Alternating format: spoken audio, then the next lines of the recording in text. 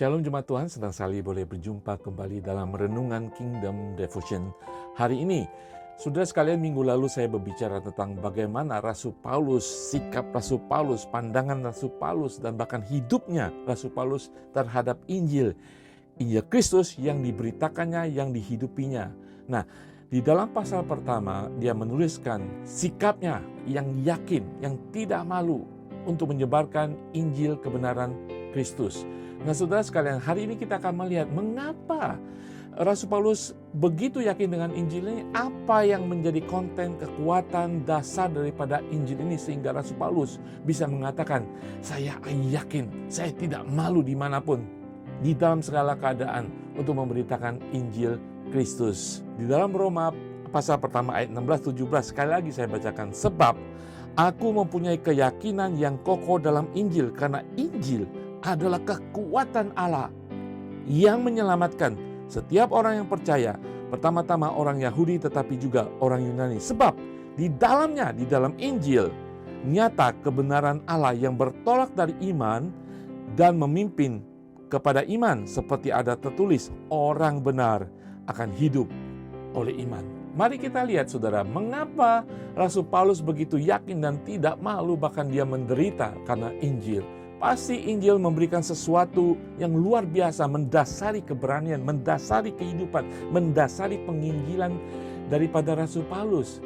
Apa itu Injil? Injil adalah berita baik, kabar baik tentang keselamatan di mana Allah menjadi manusia, yaitu Yesus yang datang mengorbankan hidupnya, mati bagi manusia, memberikan keselamatan kekal bagi manusia. Tetapi Injil bukan sekedar berita. Di dalam ayat ini kita baca bahwa Injil, kabar keselamatan itu, Kristus itu sendiri. Injil itu sendiri ada kekuatan yang menyelamatkan setiap orang yang percaya, siapapun itu. Ketika memiliki kepercayaan kepada Kristus, di situ kekuatan Allah bekerja untuk menyelamatkan orang itu. Kata kekuatan ini bukan berarti kekuatan seseorang, bukan berarti kekuatan ekonomi, politik, dan sebagainya. Bukan kekuatan fisik, tetapi kekuatan ilahi yang menyelamatkan roh seseorang, kehidupan seseorang untuk mendapatkan keselamatan kekal. Di mana tidak ada satupun dengan kekuatan apapun bisa menyelamatkan dirinya. Kekuatan ini dalam bahasa aslinya ada dunamis, atau kita sering kenal kata dinamit, sesuatu hal yang benar-benar memiliki kekuatan yang tidak bisa dihalangi lagi. Itulah kekuatan Allah untuk menyelamatkan orang yang percaya. Tidak hanya Injil adalah kekuatan. Bagian tadi mengatakan Injil adalah kebenaran.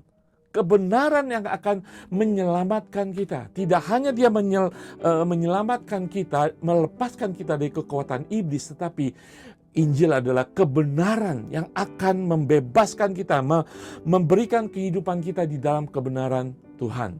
Pertama, dia akan membenarkan kita di hadapan Tuhan. Kemudian kita akan dibimbing di dalam kebenaran Tuhan, di dalam firman Tuhan. Makanya bagian tadi mengatakan, yang bertolak dari iman, memimpin kepada iman. Saudara, iman bukan tujuan akhir. Iman adalah perjalanan kehidupan orang percaya.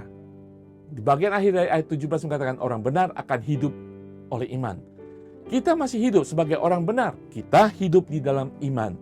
Saudara, iman di dalam Kristus yang Tuhan berikan kepada kita membawa kita kepada keselamatan. Tetapi tidak cukup hanya iman keselamatan, tetapi diperlukan iman untuk menjalani kehidupan keselamatan kita. Masih kita perlu berita Injil, kebenaran firman Tuhan akan membimbing kita dari iman kepada iman dan kepada iman. Iman kepercayaan kita untuk meletakkan kehidupan kita kepada Tuhan. Di dalam Filipi pasal ketiga ayat 9 mengatakan, dan berada dalam Dia bukan dengan kebenaranku sendiri karena mentaati hukum Taurat, melainkan dengan kebenaran karena kepercayaan kepada Kristus, yaitu kebenaran yang Allah anugerahkan berdasarkan kepercayaan. Saudara, kita yang sudah diselamatkan, kekuatan Allah, kekuatan Injil bekerja dalam kehidupan kita. Nah, Di dalam kehidupan orang percaya, kebenaran itu, Injil Kristus itu masih bekerja dalam kehidupan kita, memberikan kekuatan sehingga kita tidak selesai dengan berita keselamatan, tetapi hidup dalam keselamatan. Iman kita berkembang di dalam kekuatan Injil. Iman kita bertumbuh di dalam kekuatan kebenaran Injil Kristus. Sehingga kita tidak hanya bertahan, kita bertumbuh dalam iman kita, kehidupan rohani kita menjadi lebih dewasa, dan kita di dalam iman berita Injil itu, kita boleh membagikan berita Injil itu kemanapun. Sehingga kita boleh berkata seperti Rasul Paulus, saya tidak malu, saya yakin teguh di dalam berita Injil yang sudah menyelamatkan aku, yaitu kekuatan Allah, kebenaran Allah di dalam Injil Tuhan, membawa kita sampai hari ini di dalam iman, untuk hari-hari ke depan di dalam iman, di dalam Kristus. Bapa di surga, terima kasih Tuhan, kami bersyukur Tuhan, untuk keselamatan yang sudah Engkau berikan di dalam kebenaran Injil, kekuatan Injil. Kiranya kami menyadari ada kebenaran dan kekuatan berita Injil dalam kehidupan kami akan membawa kami hidup di dalam iman percaya kepada Kristus. Dan kami boleh membawa iman ini kepada orang-orang di sekeliling kami, yaitu berita Injil, sehingga setiap orang mengalami kekuatan dan kebenaran Injil yang merubahkan hidup mereka, yang menyelamatkan hidup mereka di dalam nama Tuhan Yesus. Haleluya. Amin. Saudara sekalian, bawa berita Injil, yaitu kekuatan dan kebenaran Allah bagi setiap orang dimanapun saudara berada. Tuhan Yesus berkati.